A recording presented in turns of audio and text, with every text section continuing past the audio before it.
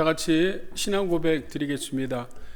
전능하사 천지를 만드신 하나님 아버지를 내가 믿사오며 그 외아들 우리 주 예수 그리스도를 믿사오니 이는 성령으로 잉태하사 동정녀 마리아에게 나시고 본도 빌라도에게 고난을 받으사 십자가에 못 박혀 죽으시고 장사한 지 사흘 만에 죽은 자 가운데서 다시 살아나시며 하늘에 오르사 전능하신 하나님 우편에 앉아 계시다가 저리로서 산자와 죽은 자를 심판하러 오시리라. 성령을 믿사오며 거룩한 공예와 성도가 서로 교통하는 것과 죄를 사하여 주시는 것과 몸이 다시 사는 것과 영원히 사는 것을 믿사옵나이다. 아멘.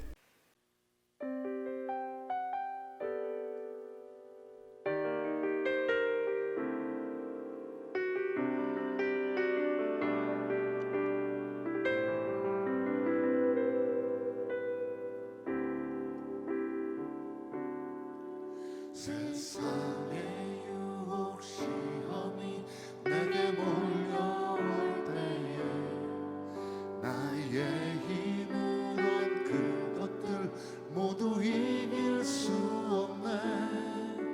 거대한 폭풍 가운데 위축된 나의 영혼 어찌할 바를 몰라 헤매이고 있을 때 거짓과 속임수로 가득 찬 세상에서 어디로 갈지 몰라 머뭇거리고 있네. 공중의 권세 잡은 자 지금도 우리들을 실패와 절망으로 넘어뜨리려 하네.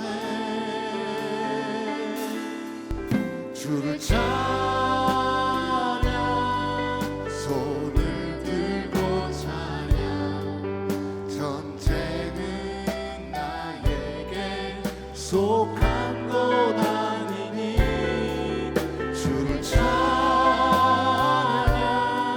손을 들고 찬양 전쟁은 하나님께 속한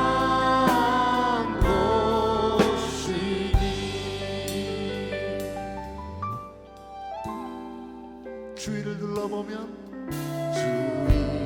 둘러보면 아무도 없는 듯 믿음의 눈을 들면 보이는 분 계시네. 지금도 내 안에서 역사하고 계시는 사망과 어두의 권세 물리치신 예수님. 아멘.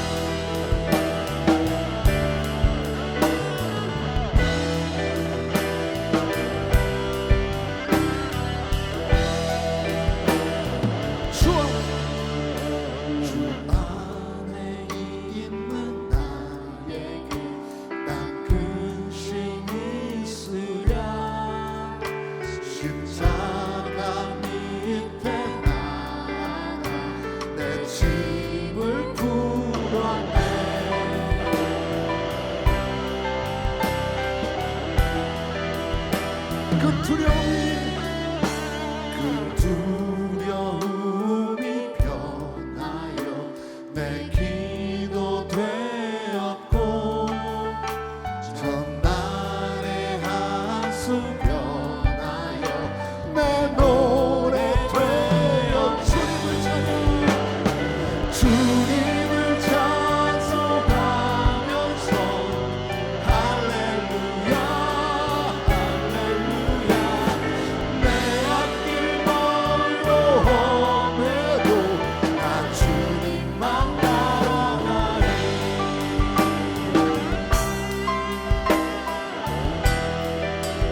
내 주는 자비하셔서 내 주는 자비하셔서 늘 함께 계시고 내 궁핍함을 아시고 늘 채워주시네 주와 맺은 언약은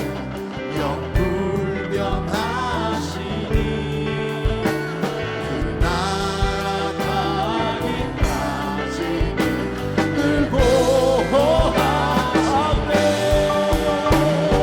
주님을 찬송하면서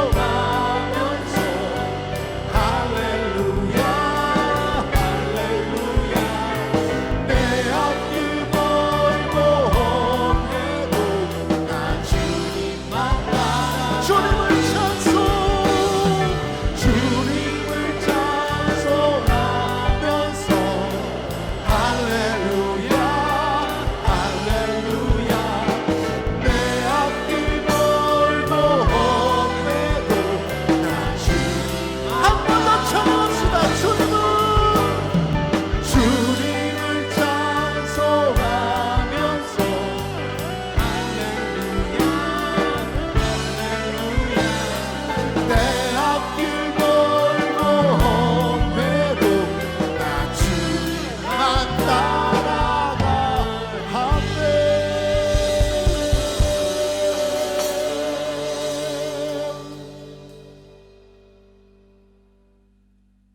할렐루야. 전능하시고 거룩하신 아버지 하나님, 오늘도 예수 그리스도의 보혈의 공로를 의지하여 주님 앞에 나온 주의 자녀들에게 한없는 사랑과 은혜를 베푸사 구원의 기쁨과 감사로 예배하게 하여 주심을 감사드립니다. 모든 존귀와 영광과 찬양을 주님 홀로 세세토록 받으시옵소서. 거룩하신 성령님, 이 시간 세속과 죄악에 물든 우리의 마음을 성령의 불길로 태워주시고 모든 정욕과 탐심을 깨끗이 씻어 주시옵소서. 우리 모든 성도들이 성령 충만하여 심령이 새로워지고 하나님의 능력으로 강건하고 담대해지게 하옵소서.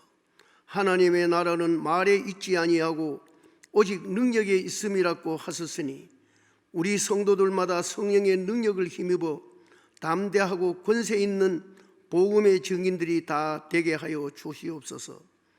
교회의 머리 되신 주님, 하나님께서 택하시고 세우신 주님의 기쁜 교회에 성령의 큰 은사와 능력으로 임하여 주시고 예수 그리스도의 이름으로 하나님의 말씀이 왕성한 교회가 되게 하여 주시옵소서. 주님의 기쁜 교회를 통하여 UCR 캠퍼스 복음화와 이 지역 사회를 복음화하고 땅끝까지 이르려 복음의 증거의 역사가 크게 일어나게 하옵소서. 우리 모든 성도들의 가정을 사랑하고 축복하소서. 영혼이 잘됨같이 범사에 잘되고 강건함을 주시고 온 가족이 말씀과 기도를 통하여 충만케 하시고 기쁨과 감사로 몸된 교회를 섬기게 하시옵소서. 주님, 이 땅에 주님의 몸된 교회와 성도들에게 회개의 영을 부어 주소서. 모든 죄짐을 주님 앞에 내려놓고 통회 자복하며 부르짖어 기도하게 하옵소서. 이 땅의 모든 나라와 민족이 동성결혼과 낙태 허용과 각종 우상 숭배와 배도 행위로부터 온전히 돌아서게 하옵소서. 속한 시일 내에 코로나19 사태를 종식시켜 주시고 일상생활로 돌아가게 하시옵소서. 이 예배의 말씀을 선포하시고 증거하시는 우리 고헬련 목사님에게 성령의 기름 부음이 넘치게 하소서. 생명의 말씀, 진리의 말씀이 선포될 때 모든 성도들이 은혜 받게 하시고 항상 기뻐하며 범사에 감사하며 기도하며 전도하는 삶을 통해 하나님을 기쁘시게 하며 하나님께 영광을 돌리게 하시옵소서. 우리 주 예수 그리스도의 이름으로 기도합니다. 아멘.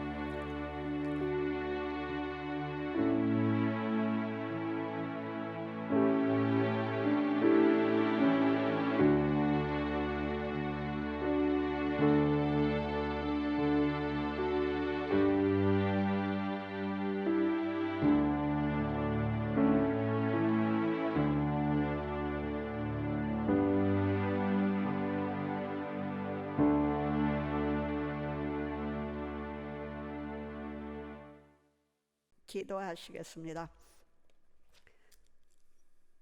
영광과 존귀와 찬양을 받으시기 합당하신 우리 주 예수 그리스도, 우리에게 말씀을 주셨음을 감사드립니다. 이 말씀에 오늘 성령님을 통해서 이중의 입술을 사용하셔서 하나님 아버지, 사랑하는 주님의 백성들에게 바로 증거될 수 있도록 사용하여 주시옵소서. 성령 하나님, 우리 마음이 오로지 주를 향하게 해 주시옵시고, 성령 하나님께서 우리 마음을 부드러서 좋은 옥토가 되어서 아버지의 말씀을 받아서 백배로 열매맺는 놀라운 축복의 시간이 되게 하여 주옵소서. 우리 주 예수 그리스도 이름으로 기도드립니다. 아멘. 오늘도 영상으로 여러분을 대면하게, 성도님들을 대면하게 되었습니다. 안녕하세요. 그리고 또 이렇게 만나 뵙게 돼서 감사합니다. 오늘 하나님께서 우리에게 주신 말씀을 통해서 은혜의 보좌로 나아갑시다. 은혜의 보좌로.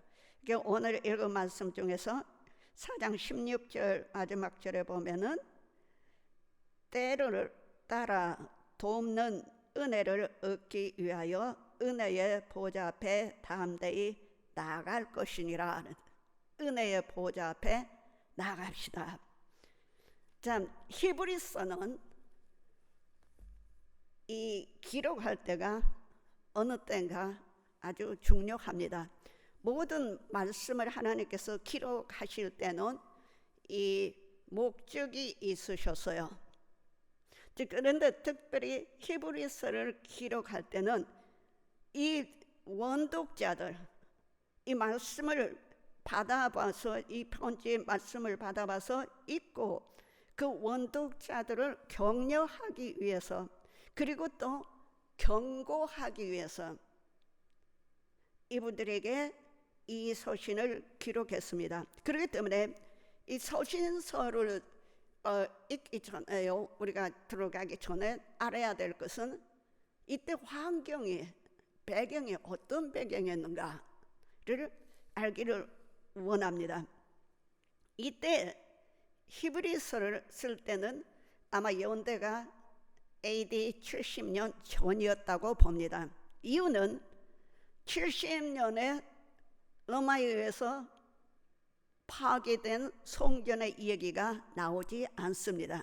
그렇다면 이때 이 원독자들, 이 편지를 받아봐서 처음 읽었던 그분들의 상황이 어떻댔을까요?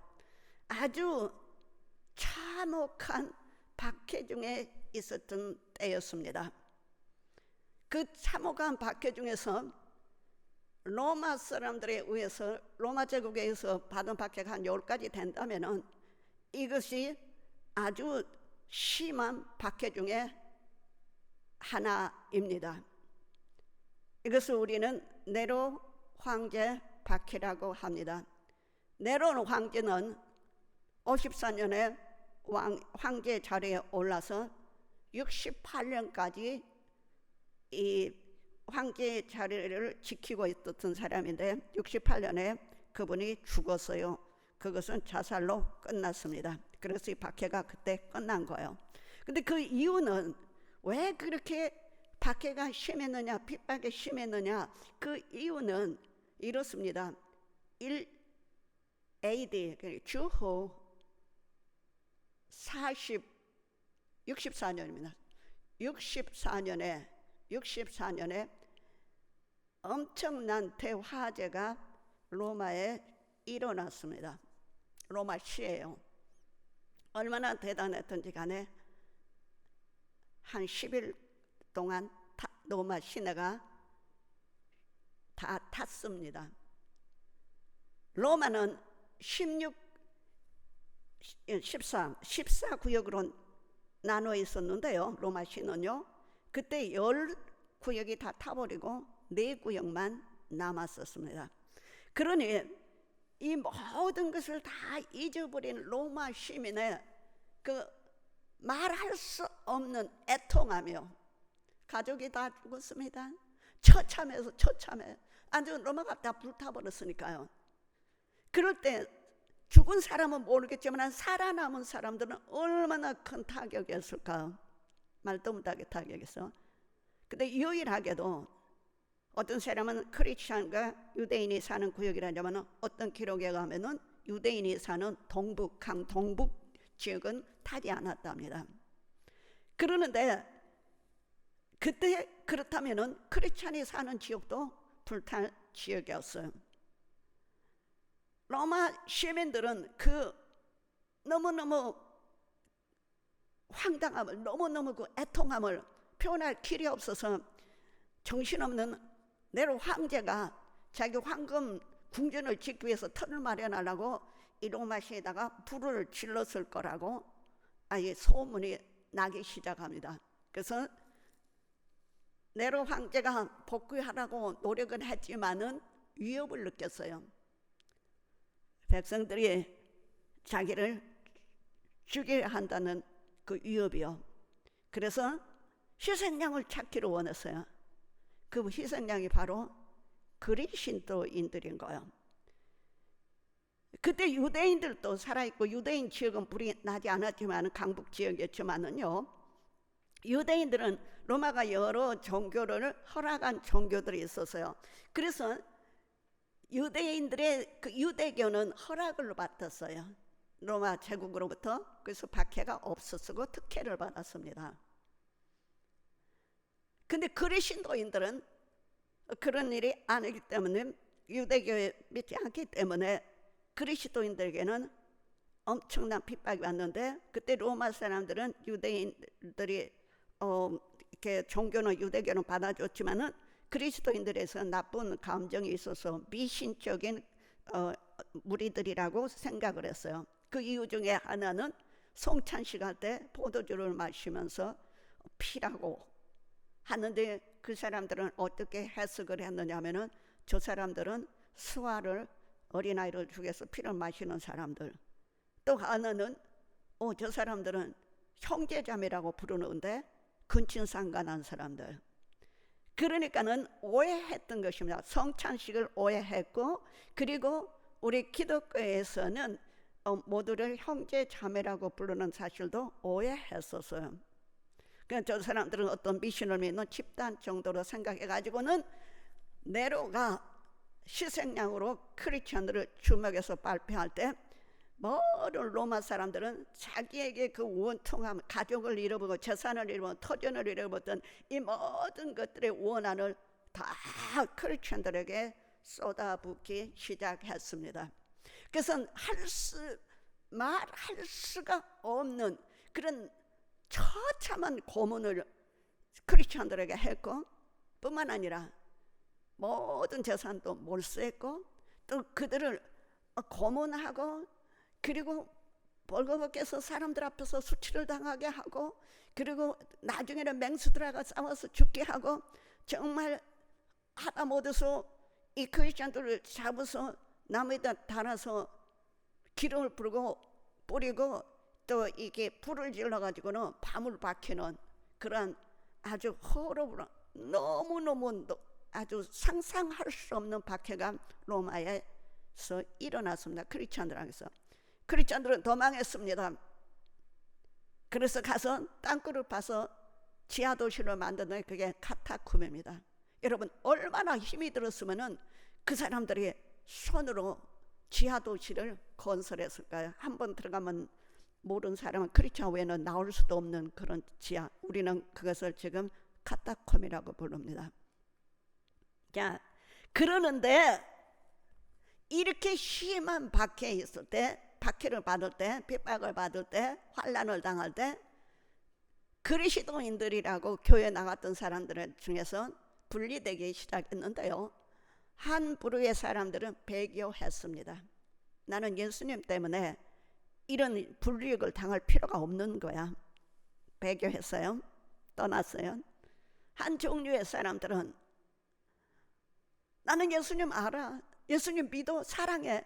그러지만 나는 이 참혹한 이것을 견딜 수는 없어. 이 핍박을 당할 수는 없어. 어떻게 하면 좋아? 그런 마음이 약한 연약한 크리스천들. 또 어떤 크리스천들은 유대교로 갔어요. 왜? 하나님 믿는 것은 똑같지 않아. 단지 다른 것은 예수님을 메시아라고 신 안 한 것, 주님이라고 신 안 한 것 뿐이지. 그 나는 유대교로 갈 거야. 하나님 믿으면 됐지. 거기도 말씀도 있지 않아. 유대교로 돌아간 사람도 있었어요. 그러나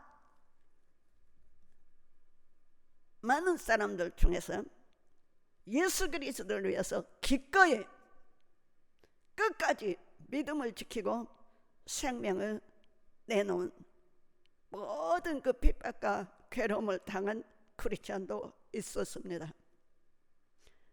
이때 이 저자는 누군지는 자기를 밝히지 않았어요. 어떤 사람은 사도 바울이라고 생각합니다. 그러나 아는 사실은 사도 바울이든지 아니든지 간에 누군가는 구약에 대해서, 제사법에 대해서 너무너무 잘 아는 학자 종류의 그런 훌륭한 율법을 아는 사람이었던 것은 분명합니다. 자, 이 기자는, 이 저자는요, 이렇게 어려움을 당한 그리스도인들이 배교하지 않게 하기 위해서 편지를 쓰는데, 모든 이 서신들은요 처음에 인사말이 있어요. 제일 먼저 인사말로 시작해요. 그러는데 히브리서는 인사말이 없이 그냥 딱 들어갑니다. 어떻게 들어가요? 옛적에 선지자들을 통하여 여러 부분과, 이거는 히브리서 1장 1절 펴보세요. 제가 부탁드리기는요, 여러분들 적은 노트든지 성경에든지 간에 구절들을 써놨다가 또 읽어보고 이해하시기를 바랍니다. 그 히브리서 1장 1절에는 그렇습니다. 옛적에 선지자들을 통하여 여러 부분과 여러 모양으로 우리 조상들에게 말하신 하나님이 이 모든 날 마지막에는 아들을 통하여 우리에게 말씀하셨으니 이 아들은 만유의 상속자로 세우시고 또 그로 말미암아 모든 세계를 지으셨느니라. 이는 하나님의 영광의 광채시요 그 본체의 형상이시라. 그의 능력의 말씀으로 만물을 붙드시며 죄를 정결게 하는 일을 하시고 높은 곳에 계신 지극히 크신 이의 우편에 앉으셨느니라. 하나님 아들 우리 주 예수 그리스도가 누구신가를 지금 말씀하고 계세요. 그분은 어떤 분이세요? 선지자들보다, 옛적에 선지자들을 통해서 우리에게 하나님께 말씀해 주셨지. 이게 우리가 알아야 될 것은요, 이스라엘 백성들에게는 선지자가 아주 중요한 임무를 하는 분들입니다. 이 선지자들은요, 하나님의 말씀을 받아서, 하나님으로부터 하나님의 말씀을 받아서 백성에게 전하는 역할을 했어요. 그것이 선지자들이었어. 그게 아주 중요한 그런 부분을 차지했어요. 그래서 구약에서는 하나님의 말씀을 받아서 하나님의 말씀을 대신 백성에게 증거하는 분들을 선지자라고 말했고요. 제사장은 선지자들이 대개 어느 때 말씀을 가져오는, 말씀을 증거하느냐 하면은 어려움이 있을 때요. 이스라엘 백성이 율법에서 떠날 때요, 말씀에서 떠나고 하나님을 멀리하고 우상을 섬기려 할 때 하느님께서 그걸 막기 위해서 선지자들을 보내서 꼭 말씀을 해주셨어요.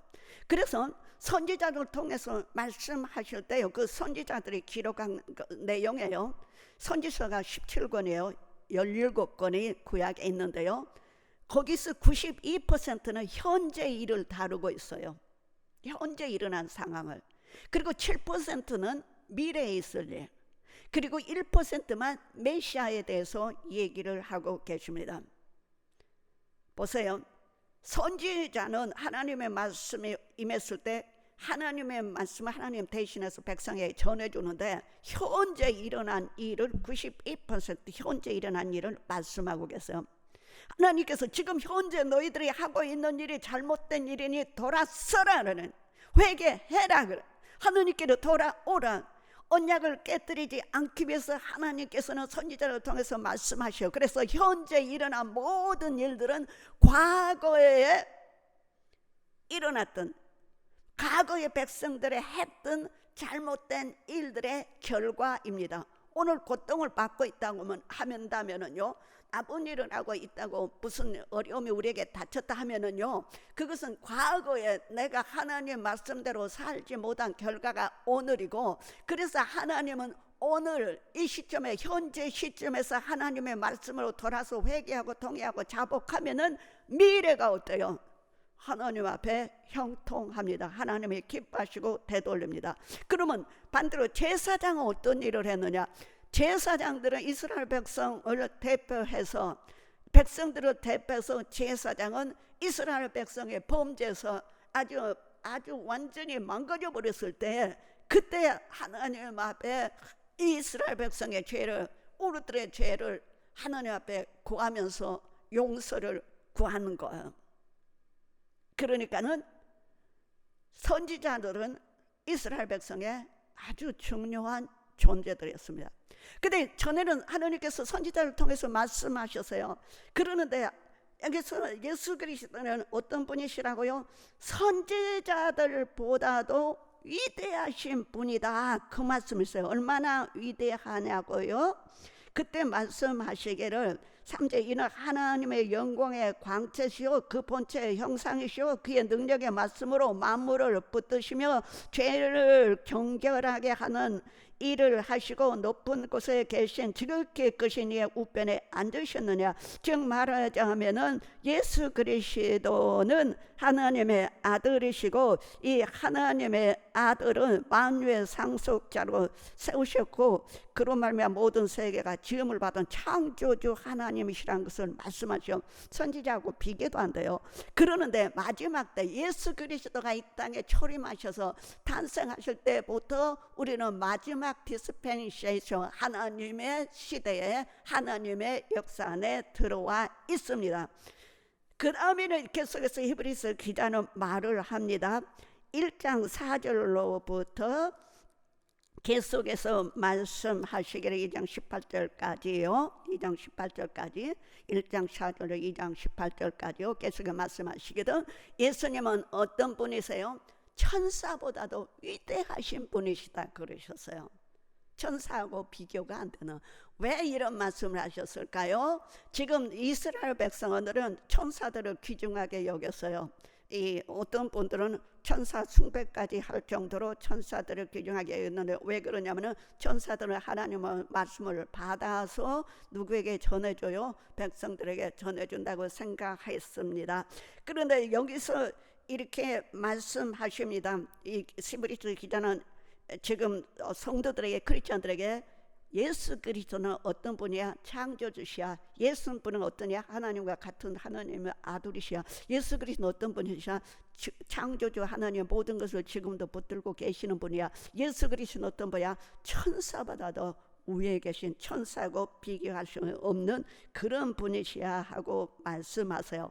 그러는데 여기서 보면은요, 이런 얘기를 하고 계세요. 근데 그분은 어떻게 이 장에 들어와서 말씀하실 때, 그분은 하나님의 아들로서 천사보다 월등한 분이시요. 그 다음에는 아니 2장 1절 4절 이유는 뭐라냐면은 사람으로서 천사보다 월등한 분이라고 말씀을 하세요. 하나님의 아들로 월등한 분이요.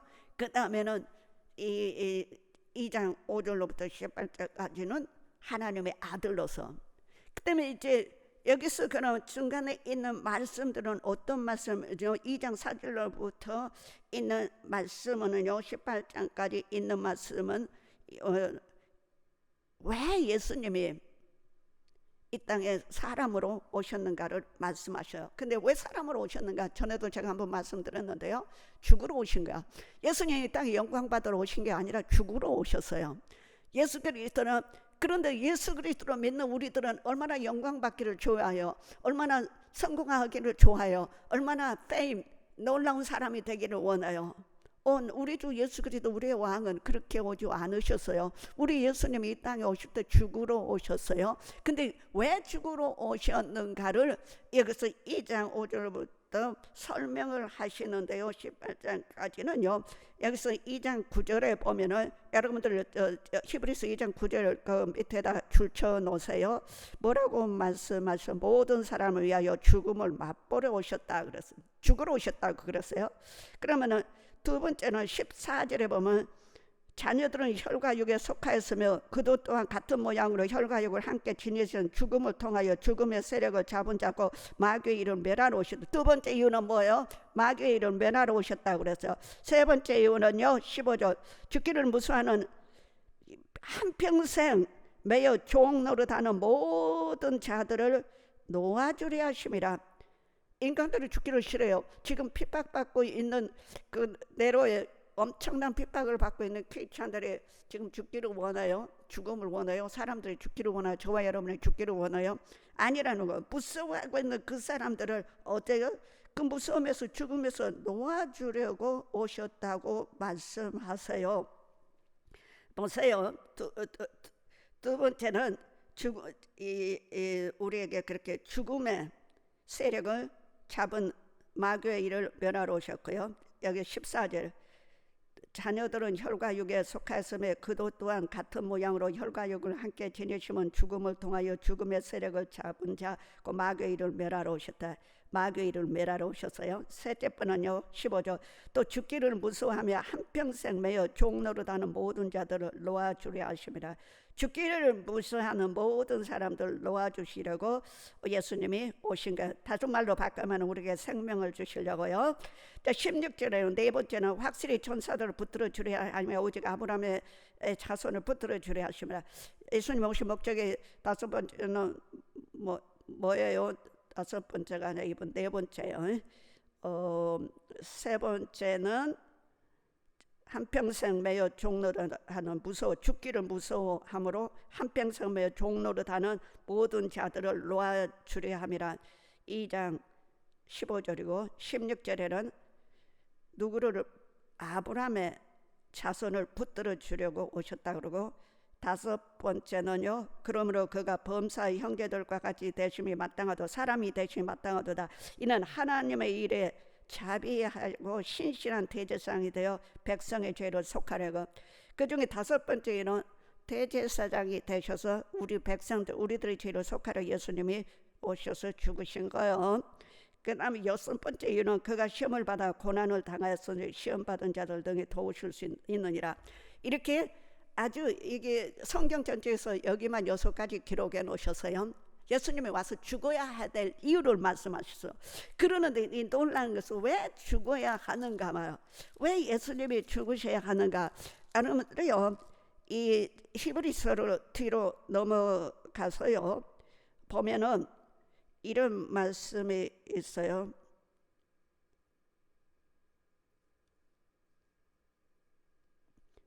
유언의 말씀을 하셨다고 말씀하셨어요.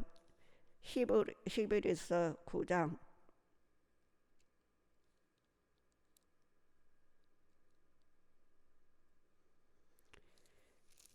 자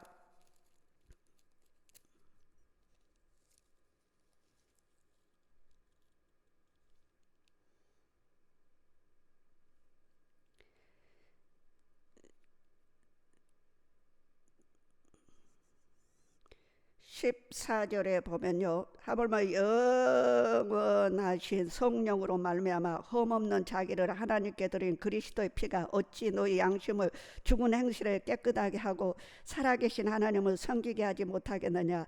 이로 말미암아 그는 새 언약의 중보자시니 이는 첫 언약 때 범한 죄 속량하려고 죽으사 부르심을 입은 자로 하여금 영원한 기업의 약속을 얻게 하려 하심이라. 유언은 여기 이제 그 이유를 설명하는데요. 이제 16절에 그러니까 이 유언은 유언한 자가 죽어야 되나니 유언은 그 사람이 죽은 후에야 유한즉 유언한 자가 살아있는 동안에는 효력이 없느니라. 이러므로 첫 언약도 피 없이 세운 것이 아니니 모세가 율법대로 모든 계명을 온 백성에게 말한 후에 송아지의 염소피 및 물과 붉은 영털의 우슬초로 취하여 그 두 놈 안에 온 백성 뿌리며 이르되 이는 하나님의 노에 명하서 언약의 피라 하루고 또한 이와 같이 피를 장막과 섬기는 일에 쓰는 모든 그릇에 뿌렸느니라. 율법을 따라 거의 모든 물건이 피로서 정결하게 다나 피 흘림이 없으면 삶이 없느니라. 예수님께서 우리를 영원한 기업의 약속을 주신다고 기업을 주신다고 약속을 하셨어요. 하나님께서 약속을 하셨는데요, 이 약속을 유언이라고 여기서 말했는데요, 유언은 이 그리고는 유언은요 다른 말로도 번역할 수 있어서 그게 언약이에요. 언약, 약속이요. 언약이라도 번역이 되는데요, 그러면 이 언약은요 유언한 사람이 언약한 사람이 죽어야만이 효력이 있는 거예요. 그래서 여기서 말씀하시기를 모세에게 하나님께서 하나님의 말씀을 율법을 주셨어요. 근데 그 모세가 그 율법을 받아 가지고 내려와서 백성에게 읽어주고 그것을 책에다 기록하고 백성들에게 그 제사를 하나님 앞에 드린 후에 그 피를 절반을 가지고 백성들에게 뿌렸어요. 책에다도 뿌리고 백성들에게 뿌리면서 뭐라고 백성들은 말을 하냐면은 이 율법 모든 말씀을 모세가 읽어준 이 율법의 모든 말씀을 우리가 완전히 지키리다 하고 피를 뿌렸어요. 그 말씀을 지금 하고 계신 거예요. 모세가 피를 뿌려서. 그래서 첫 번째 언약도 피 없이 맺어진 것이 아니라 피가 있었다고 한 거. 왜 그러냐? 피 흘림이 없이는 사함이 없다고 그랬어요. 피 흘림이 없은즉 사함이 없느니라. 22절에 율법을 따라 거의 모든 물건이 피로서 정결하게 되나니 피 흘림이 없은즉 사함이 없느니라. 즉 말하자면 예수님이 우리를 구원하시고 우리를 영원한 생명을 주신다고 하나님께 약속하셨는데 그 약속 언약을요 성취하기 위해서는 뭐예요? 그분이 유언하신 것을 이루기 위해서 죽으셔야 된다는 말씀이세요. 놀랍죠? 우리는 예수님의 그 놀라신 십자가를 그냥 대강 알아요. 대강 알고 있는데요, 우리는 정말 이 히브리서를 통해서 우리는 그 언약을 왜 예수님이 죽으셔야 했나, 죽으신 게 끝나면 되겠어요? 우리에게 생명을 주시는 부활하셨어야 돼요. 그래서 예수님 부활하셨어요. 부활, 그 다음에 승천하셨어요. 그리고 우리를 위해서 또 오시는 거예요. 그렇기 때문에요, 여러분 이 피가 얼마나 예수님이 왜 죽으셔야 했나, 왜 우리를 위해서 피를 흘리셔야 했는가를 여러분이 잘 알고 있어야 됩니다. 근데 3장에 와가지고요, 우리에게 이제 하실 말씀 보면은요, 그 예수님이 얼마나 위대하신가를 말씀하셨는데요, 이렇습니다. 그러므로 3장 1절에 그러므로 함께 하늘의 부르심을 받은 거룩한 형제들아, 우리가 믿는 도리의 사도이시며 대제사장 예수를 깊이 생각하라. 대강대강 예수 믿지 말라는 거예요. 대강대강 예수님 감사합니다. 예수님 그렇게 쉽게 생각하지 말라는 게 깊이 생각해라. 그는 자기를 세우신 이에게 신실하시기를 모세가 하나님의 온 집에 한 것과 같이 하였으나 그는 모세보다 더욱 영광을 받을 만한 것이 마치 집 지은 자가 그 집보다 더욱 존귀함 같으니라. 자, 집마다 지은 자가 있어요. 근데 천지를 창조하신 분은 하나님이세요. 그러는데 이제 말씀 모세는 하나님이 지은 그 집에요, 뭐예요? 종이라는 거예요. 사환이라는 거예요. servant. 그러는데 예수님은 뭐냐? 집주인의 아들인 게 주인의 아들이에요. 아들로서 섬기고. 그러면 우리 크리스천들은 뭔가요? 우리는 그 집이라고 말씀하셨어요. 봐요. 집마다 지은이가 있으니 4절 만물을 지으신 이는 하나님이시라. 또한 모세는 장래에 말할 것을 증언하기 위하여 하나님의 온 집의 종으로서 신실하였고 그리스도 하나님의 집을 맡은 자로서 그와 같이 하였으나 우리가 소망의 확신과 자랑을 끝까지 굳게 잡고 있으면 우리는 그의 집이라. 놀랍잖아요. 예수님은 이스라엘 백성이 위대하게 생각하는 모세보다 훨씬 비교도 안 되게 높으신 분이었어요. 모세는 하나님이 주신 집의 사환이라면, 종이라면, 예수님은 그 주인의 아들이로 충성하시고 우리들이 만약에 그 믿음을 굳게 붙잡고 있으면 우리는 그 집이라고 말씀하세요. 자, 그러는데 이제 우리에게 그 다음에는 무슨 말씀을 하고 있느냐면은 7절 그러므로 이제 그러므로 하면 이제 바꿔지는 거예요. 성령에 이르신 바와 같이 오늘 너희가 그의 음성을 듣거든 광야에서 시험하던 날에 그에 가던 같이 너의 마음을 완고하게 하지 말라. 거기에 너희 열조가 나를 시험하여 증언하고 40년 동안 나의 행사를 보았느니라. 그러므로 내가 이 세대에 노하여 이르기를 그들이 항상 마음이 미혹되어 내 길을 알지 못하네 하였고 내가 노하여 맹세한 바와 같이 그들은 내 안식에 들어오지 못하게 하느냐. 형제라 너희는 산과 홍 너희 중에 누가 믿지 아니하는 악한 마음을 품고 살아계신 하나님 앞에 떨어질까 조심할 것이요 오직 오늘이나 일컫는 동안에 매일 피차 권면하고 너희 중에 누구든지 죄의 유혹으로 완고하게 되지 않도록 하라. 우리가 시작할 때 확신한 것을 끝까지 견고히 잡고 있으며 그리스도와 함께 참여한 자가 되리라. 그래서 우리한테 뭐라고 말씀하셔? 계속해서 믿음을 지키라고 격려하고 계세요. 자, 그게 다 오다가요 19절을 봐. 이로 보건대 그들이 믿지 아니함으로 능히 들어가지 못했느니라. 뭐라고요? 안식에 들어가지 못했다고 말씀하세요. 우리 하나님께서 이것을 기록한 목적들을 보면은 이 사람들을 배교하지 아니하고 않도록 하기 위해서 이 말씀을 기록하고 계시는데요. 예를 들어서 그렇습니다. 이스라엘 백성들을 하나님께서 출애굽시킨 이유가 있으세요. 가나안으로 인도하기 위한 것이 목적이셨어요. 가나안으로요. 가나안은 뭐로 상징해요? 안식을 상징해요. 그래서 홍해를 건너서 광야 생활을 거쳐서 가나안까지 가야 되는 거예요. 근데 모세가 인도한 사람들은 출애굽해서 홍해를 거쳐서 광야에서 죽었어요. 이제 우리가 쉽게 말하면 1세들이에요. 우리 이민자 이해하는 말로 하면 1세들은 광야에서 죽었어요. 이유가 뭐야? 약속 받았어요. 그러나 순종하지 못했어요. 왜? 그 약속을 믿지 못했어요. 불순종했어요. 그 광야에서 다 죽고 약속의 땅 가나안은 못 들어갔어요.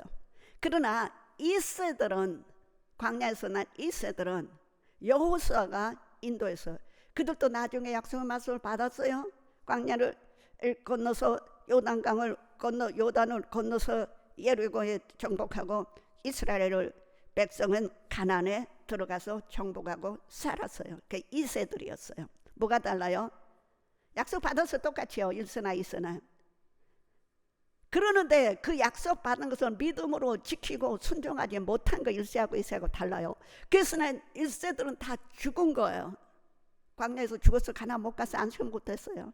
그러나 2세들은 가나안을 정복했어요.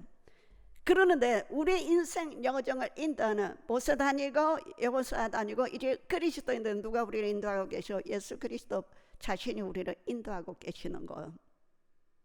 그래서 언제 4장부터는 우리에게 그러므로 이스라엘 백성 중에서 1세들은 가나안에 못 들어간 것이 안식을 못 얻은 거예요. 그러므로 우리는 할지니 그의 안식에 들어갈 약속이 남아있을지라도 너희 중에서 혹 이르지 못할 자가 있을까 함이라. 그래. 즉 배교할 자가 있을까. 고통이 무서워서, 환난이 무서워서, 죽음이 무서워서, 모든 그 고문의 혹독함이 무서워서 너희 중에 배교할 자가 있을는지도 몰라. 배교까지는 아니라 할지라도 유대교로 가버린다 하든지, 그렇지 않으면 무서워서 어떻게 그냥 대항하지 못하고 그렇게 우물쭈물하고 있는 사람들이 있다든지 그럴 수도 있을 거야. 그러니 너희는 그러면 안 된다, 그 말씀을 지금 하고 싶어요. 이미 믿는 우리들은 저 안식을 들어가도다 그가 말씀하신 바 같으니 내가 노하여 맹세한 바와 같이 그들이 내 안식에 들어오지 못하리라 하셨다 하였으니 세상을 창조할 때 그 일이 이루어졌느니라. 제7일에 관하여는 어디인가 이렇게 일렀으되 하나님을 제7일에 그 모든 일을 쉬셨다 하였으며 또 다시 거기에 그들이 내 안식에 들어오지 못하리라 하였으니 그러면 거기에 들어갈 자들이 남아있거니와 복음 전함을 먼저 받은 자들을 순종하지 아니함으로 말미암아 들어가지 못하였으므로 오랜 후에 다윗에 그래 다시 어느 날을 정하여 오늘이라고 미리 이같이 일렀으되 오늘 너희가 그의 음성을 듣거든 너희는 마음을 완고하게 하지 말라 하였으니 만일 여호수아가 그들에게 언약을 주었더라면 그 외에 다른 날을 말씀하지 아니하시라. 그런즉 안식일 때가 하나님 백성에게 남아있도다. 여러분, 여호수아가 주는 안식은요 상징적인 것에 불과해 영원하지 않는 거예요. 가나안 땅을 정복해서 전차간 인간적인 그 안식이라는 것은요 이스라엘보다 더 강한 백성들이 와버리면 어째요? 쫓겨날 수 있는 거예요. 영원하지 않는 거예요. 그러나 하나님께서 주신 안식이 그 예수님을 통해서 우리에게 주신 그 영원한 안식은 하나님께서 천지 창조 때부터 예정하신 거예요. 천지 창조하시고 여섯날 모든 것을 다 이루시고 사람까지 다 창조하시고 일곱째 날 하나님을 쉬셨는데 그 쉬신 것은 뭐냐면 하나님의 안식에 하나님이 창조한 사람들을 어땠어요? 인바이트 하신 거예요. 함께 영원히 거하기로요. 그게 무너졌지요. 왜 무너졌을까요? 죄 때문이었죠. 아담의 죄 때문이었죠. 그러나 하나님은 포기하지 않으셨어요. 그래서 이스라엘 백성을 출애굽시키시면서 이스라엘 백성의 출애굽기에 보면은 19장부터 24장에 하나님께서 임재하셔서 말씀하신 거예요. 그리고 이스라엘 백성하고 언약을 맺으세요. 근데 그 언약을 맺은 것이 여러분 뭐예요? 그것이 십계명이에요. 그 문서가요.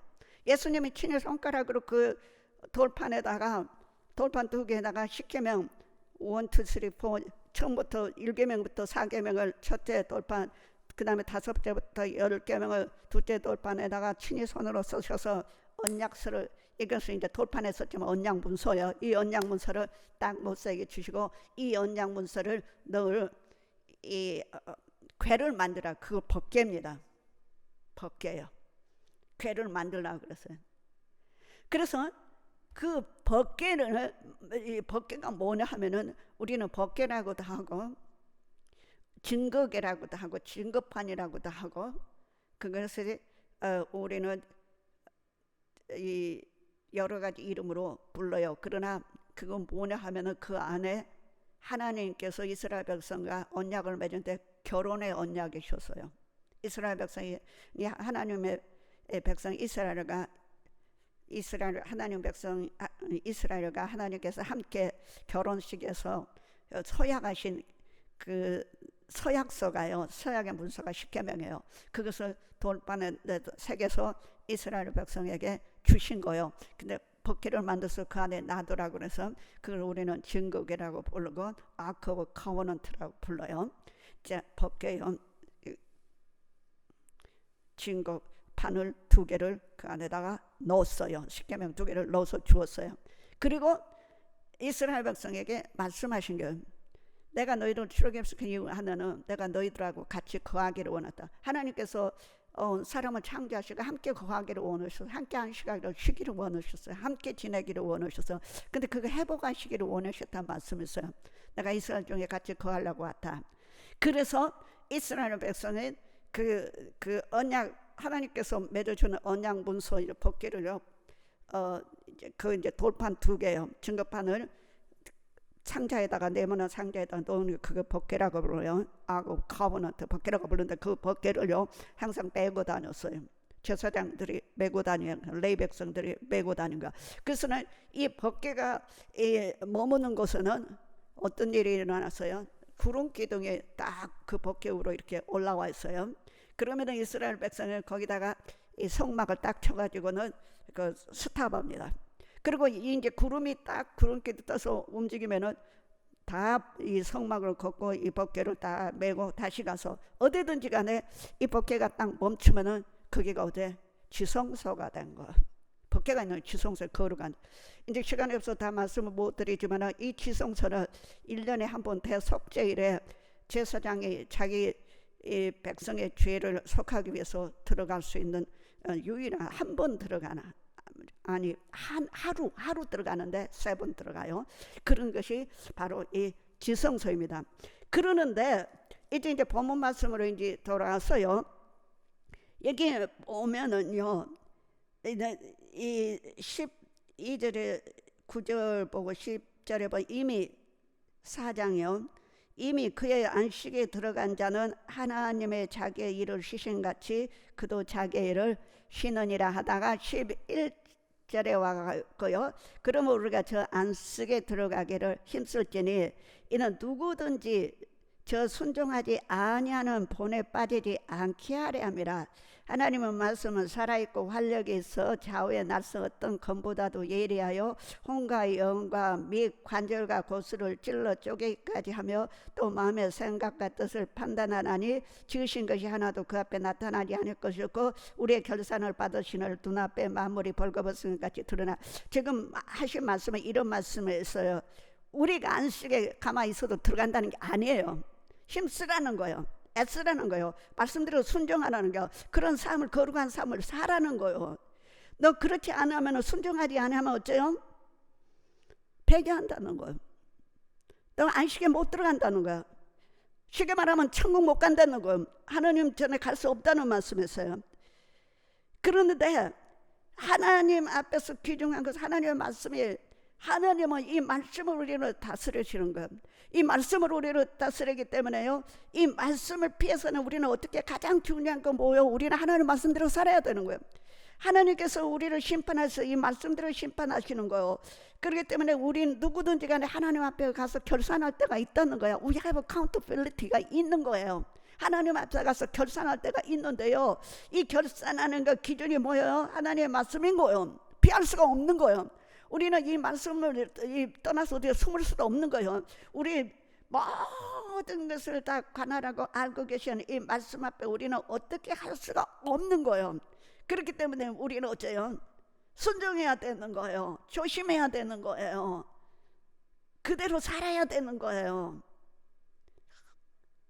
이제 14절, 15절, 16절에 이렇게 해서 그러므로 우리에게 큰 대제사장이 계시니 승천하시니 곧 하나님의 아들 예수시라. 우리가 믿는 도리를 굳게 잡을지어다. 우리에게 있는 대제사장은 우리의 연약함을 동정하지 못하실 리가 아니요 모든 일에 우리와 똑같이 시험을 받으시니로되 죄는 없으시니라. 그러므로 우리는 긍휼하심을 받은 때를 따라 돕는 은혜를 얻기 위해 은혜의 보좌 앞에 가자. 그래서 여기서 보면요, 큰 대제사장 우리 주 예수 그리스도야. 승천 하나님의 아들 예수시오. 우리가 믿는 도리를 굳게 잡자, 이거 또 말씀하죠. 믿음에 굳게 서. 너 예수 그리스도 하나님 말씀대로 살아. 대강대강 살지 말고 바쁜데 아니에요. 우리는 심판을 받을 때 말씀대로 받은 거예요. 그렇기 때문에 우리 심판의 기준은 말씀인 거예요. 여러분들 교회 다녔으니까는 나는 구원받을지 그렇게 착각하면 안 돼요. 이스라엘 백성도 약속은 다 받았어요. 그러나 가나안에 못 들어갔어요. 일세들은 다 광야에서 죽었어요. 자, 나중에 크리스천들은 또 이 핍박이 왔을 때 배교한 사람이 수없이 많이 일어났어요. 우리도 그런 일을 당하면 어떻게 될까? 우리도 아버지 하나님 앞에 믿는 도리를 매일매일 굳게 붙잡아야 되는 거예요. 그러나 자비로우신 예수님은 우리의 연약함을 다 아시고 우리를 도우신다고 말씀하셨어요. 그러므로 우리는 경외하심을 받고 때를 따라 돕는 은혜를 얻기 위하여 은혜의 보좌 앞에 담대히 나아갈지니라. 자, 이제 은혜의 보좌에 대해서 잠깐 설명하기를 원하는데요. 은혜의 보좌가 뭐예요? 이 법궤를 우리가 불러 커버넌트라고 말하고요. 여기 십계명에 들어있는 법궤요. 그게 하나님의 서약서에서 그러는데 이 법궤를요. BC 586년 어떤 사람 588년 이 예루살렘이 바벨론에 멸망할 때 법궤가 없어졌어요. 예루살렘을 멸망시키고 이 성전을 파괴할 때 법궤가 어디 갔는지 몰라요. 어떤 사람들은 지금 찾았다고 하지만 아무튼 간에 현재 우리로서는 알 바가 없습니다. 법궤는 그렇게 된 거예요. 그럼 여기서 말하는 은혜의 보좌는 성경에서 신약 성경에서 여기만 나오는데요. 이 은혜 보좌 앞에 담대히 나아가자는 은혜 보좌가 뭐야? 여기만 하고 이제 끝내기를 원해요. 여러분들 이것을 알기 위해서는 우리가 이 예레미야 31장에 와야 돼요. 예레미야 31장 31절을 우리가 보시기를 원해요. 예레미야 31장 31절이요. 여기 새 언약에 대해서 말씀하겠어요. 여호와의 말씀이니라. 보라 날이 이르리니 내가 이스라엘 집과 유다 집에 새 언약을 맺으리라. 이 언약은 내가 그들의 조상들의 손을 잡고 애굽 땅에서 인도하여 내던 날에 맺은 것과 같이 아니한 것은 내가 그들의 남편이 되었어도 그들이 내 언약을 깨뜨렸음이라. 여호와의 말씀이라. 그러나 그날 후에 내가 이스라엘 집과 맺을 언약은 이러하니 곧 내가 나의 법을 그들의 속에 두며 그들의 마음에 기록하여 나는 그들의 하나님이 되고 그들은 내 백성이 될 것이라. 여호와의 말씀이니라.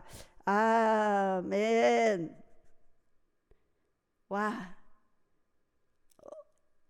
여기 여호와의 법이 어디가 있다고요? 언약을 어디다 기록하셨다고요? 저와 여러분의 하트 속에 마음 속에 기록하셨다고 그랬어요. 마음 속에요. 마음에 기록하셨다고 그랬어요. 그래서 언약궤는 지금 어디가 있는 거예요? 이 언약은 하느님의 기록한 언약의 그 궤, 그러니까 언약의 문서를 담아놓은 것을 궤라고 그러지 않아요. 근데 그 궤는 어디가 있어요? 나인 거예요. 내 안에 하나님의 언약의 말씀이 들어있는 거예요. 그래서 내가 바로 뭐예요? 언약궤가 되는 거예요. 언약궤가 된단 말이에요. 그러면은 이 언약궤가 이스라엘 백성이 이렇게 사각형으로 궤를 만들어 갖고 그 안에다가 언약 문서를 넣었다 그래서 십계명을. 근데 그 위에 이렇게 있는 것이 뭐냐면은 이 위에를 뭐라고 부르냐면은 시온자, 멀시시라고 은혜의 보좌라고 하고요. 그 위에를 이렇게 덮고 있는 설악천사예요. 이 철학천사, 이거는 설악이 아니고요. 그룹이에요, 그룹. 이사야는 설악이라고 부르고 여기서는 출애굽기는 그룹이에요. 이 그룹 천사가요 이렇게 또 날개로 이 시온자를 덮고 있는 거예요. 근데 여기다 시온자라고 그래요. 근데 왜 이게 시온자가 이렇게 중요하느냐면요.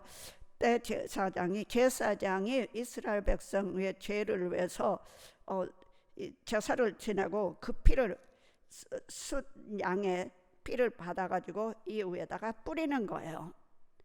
1년에 한 번 대속죄이래요. 이스라엘 백성 모두 다 금식하고 밖에서 기다리고 그들이 준비한 예물인 수송아지를 하나를 2마리를 선택해서 하나는 아사살 양으로 밖으로 보내고 놔두고 하나는 죽여가지고 그 피를 갖다 이 위에다 뿌리는 거예요.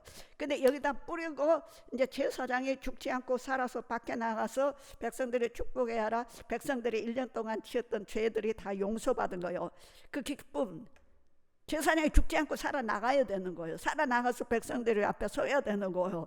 그러면 그 죄들이 용서받은 거예요. 그렇게 이 선자는 중요해요. 이 멀시에서. 근데 그것이 어디가 있냐고요? 내 하트 안에 하나님 기록해서 두셨다는 거야. 제 안에요. 그래서는 하나님의 성령이 우리에게 그 안에 하나님의 전인지 알지 못하느냐 하나님께서 그렇게 말씀하셔서 우리는 그만큼 소중한 사람은 그만큼 거룩한 사람들요. 내가 바로 뭐예요? 내 안에 이 법궤가 있기 때문에 법이 있기 때문에요. 그 문서가 있기 때문에 내가 법궤가 되고 내가 머무는 것이 뭐가 되는 거요? 지성소가 되는 거예요. 지금 이 말씀을 여기서 하고 계시냐? 은혜의 보좌 앞에 어디로 갈 거예요? 여러분 지금 은혜의 보좌가 어디가 있어요? 옛날에 있는 그 복회 어디에 있는지 모르잖아요. 근데 새 언약은 그렇게 맺지 않으셨어요. 저와 여러분의 마음속에 이 문서를 기록해 주셨어요. 언약의 문서를요. 그리고 이 문서를 갖고 있는 저와 여러분이 언약궤가 되고 내가 머무는 것이 지성소가 되는 거예요. 여러분 이 은혜의 보좌 앞에 나오라는 거예요. 그럼 내가 어디로 가야지? 어디 갈 필요 없는 거야. 내가 감옥에 있어도 은혜 보좌는 나와 함께 계시고 주님은 나와 함께 계시고 내가 잠을 잔다 할지라도 일한다 할지라도 그렇기 때문에 우리의 삶 전체가 어째요? 거룩하기를 하나님은 원하십니다. 사랑하는 여러분, 코비나가 괜히 왔을까요? 하나님 모르고 계세요? He knows everything. 하나님 모든 걸 알고 계세요. 지금 우리가 살고 있는 이 시간이요, 여러분 쉽지 않은 시간이고요. 또 우리는 이북에 있는 형제들처럼 자매들처럼 크리스천처럼요 고통 안 받고 있다 할지라도 또 러시아나 중국이나 또 아랍국가 이란 뭐 이런 데서 받는 그 고통을 지금 안 받고 있다 할지라도 앞으로 속에 어떤 일이 올는지도 우리는 알 수 없어요. 그러나 하나 기억하세요. 그 은혜 보좌는 내 안에 있어. 내가 머무는 것은 어느 곳이 같은지 지성소. 하나님께 원하신 분들은, 찾고 계시는 분들은 유명한 사람이 아니라 돈 많은 사람이 아니라 굉장한 사람이 아니라 거룩한 지성소에 안에서 죽지 않고 살아남으면서 하나님의 영원한 안식에 들어갈 사람이요, 거룩한. 우리는 하나님의 말씀으로 돌아가서 왜 예수님이 어떠한 분이시고 어떻게 우리를 사랑하시고 어떻게 우리를 인도하실까 기억하시기를 간절히 부탁드립니다. 기도하십시다. 사랑하는 예수님, 사랑하는 성도들과 저 또한 또 우리 모든 권속들 다 하나님의 언약의 문서가 우리 안에, 우리 마음속에 기록돼서 우리는 언약궤고 우리가 있는 것은 언제구나 지성소입니다. 기억하게 해주시옵소서. 우리의 삶이 완전히 하나님의 말씀에 의한 삶이 될 수 있도록 인도해 주옵소서. 우리 주 예수 그리스도 이름으로 기도합니다. 아멘. 우리 주 예수 그리스도의 은혜와 하나님의 사랑과 성령의 교통하심이 사랑하는 성도님과 가정, 사업, 직장 모든 사랑하는 사람들에게 또 이 땅의 하나님의 교회들의 하나님의 백성들을 위해 영원히 함께 하시기를 축원하옵나이다. 아멘.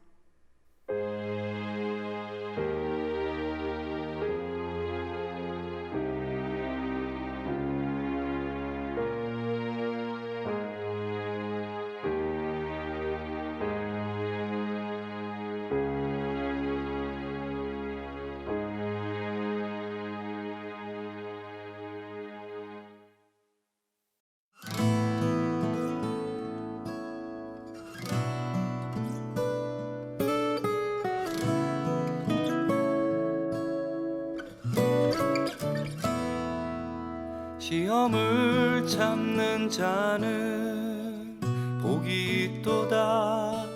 이것에 옳다 인정함 받은 후에 주께서 자기를 사랑하는 자에게 약속하신 생명의 면류관을 얻을 것이라.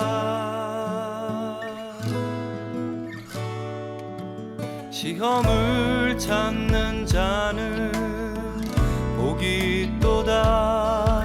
이것에 옳다